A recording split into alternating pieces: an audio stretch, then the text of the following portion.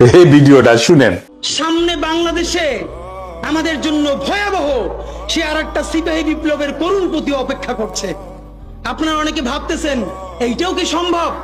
জামাতের ভাইয়েরা অনেকে বুঝে না, বলে কি করে সম্ভব। মনে করাই দেই, শহীদ নিজামী মুজাহিদ সাহেবেরা মন্ত্রী হিসাবে সর্বশেষ যখন সম্ভবত 2006 বা 2007 মন্ত্রী ছিলেন, বলেন তো তার কয় বছর পর তাদেরকে ফাঁসি দেওয়া হইল? 10 বছরও লাগে নাই। রানিং ফুল মন্ত্রী ছিল, লক্ষ লক্ষ মানুষ তাদের সাথে ছিল, তাদের মন্ত্রণালয়ে একটা পয়সার দুর্নীতি বের করতে পারে নাই। 10 বছরের মধ্যে মন্ত্রিত্বের পর তাদেরকে ফাঁসি দেওয়া শুধু হয় নাই, তাদের সন্তানরা তাদের জানাজাটা পর্যন্ত পড়তে পারে নাই। সংখ্যা দিয়ে হয় না ভাই, কোটি কোটি মানুষ দিয়ে সবকিছু হয় না। আজকে আপনারা প্রথম আলোর বিরুদ্ধে বলেন, এই যে আসার সময় বলতেছিলাম শায়েক রে, প্রথম আলোর প্যারালাল কাছাকাছি একটা পত্রিকা কি আমরা দাঁড় করাইতে পারছি?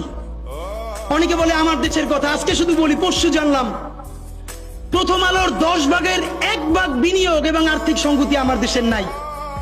5 কোটি টাকা হইলে আমার দেশে একটা নতুন প্রেস কিনতে পারে, তাইলে পত্রিকাটা ঠিক মতো ছাপাইতে পারে, ভাড়া লাগে না, সেই টাকাটাও তাদের নাই। ভাই, ভালোবাসা দিয়া পয়সার কাজ হয় না। 50,000 টাকা যে এই লোকটার স্যালারি, এই কাজ যদি 20,000 টাকা দিয়ে করাইতে চান, কোনদিন 50,000 টাকা রিপোর্ট এবং স্কিল আপনি পাবেন না। ওই 50,000 টাকাই লাগবে। মানুষ মাগনা কাটে 3 দিন, একজনের দাওয়াত খাওয়ায় 2 দিন 3 দিন, তারপরে আর চলে না। আমাদের আর্থিক যোগ্যতা অর্জন করতে হবে। আমাদের অনেকগুলো প্রতিষ্ঠান লাগবে, একটা প্রতিষ্ঠান না। আমাদের ভাইদের সমস্যা কি জানেন? সে আজকে যদি হাটাজারি মাদ্রাসা দিয়ে কেউ একটা পত্রিকা বার করে, সেই পত্রিকাটাও সে জাতীয় মূলধারা বানাবে না, দেবে দৈনিক হাটাজারি সে বানাবে। মানে কোনো না কোনো ঘুরে ফিরা তার চিন্তায়, মননে, মগজে প্রথমে হয়তো হাটাজারি, সর্বোচ্চ বড় হইলে হেফাজত, এরপরে সর্বোচ্চ বড় হইলে বাংলাদেশের শুধু মুসলমান। ভাইরা, এই মুসলমানের বাইরের যে জনগোষ্ঠী, সেটা কি আপনার না? আপনি ভাবেন এই দেশের আপনি প্রধানমন্ত্রী, তারপরে ভাবেন আপনার জনগোষ্ঠী কারা, আপনি সেরকম চিন্তা করেন। সুতরাং আমি কথায় অনেক ভুল ভ্রান্তি বলতে পারি, কিন্তু বিশ্বাস করেন আমার কলিজা চিল্লেও আপনারা শুধু যেটা পাবেন সেটা হইল আমি চক্ষু বন্ধ করে দেখতে পাই।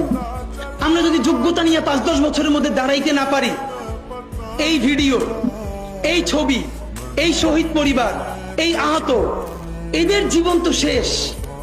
এদের পরবর্তী জেনারেশনকে পর্যন্ত কি ভয়ানক গণহত্যার শিকার হইতে হবে আমরা চিন্তাও করতে পারতেছি না। সুতরাং বাংলাদেশের স্বাধীনতা, সার্বভৌমত্ব, বাংলাদেশের ইসলাম এবং মুসলমানকে বাঁচাইতে হইলে আমাদেরকে তুমুল যোগ্যতা অর্জন করতে হবে।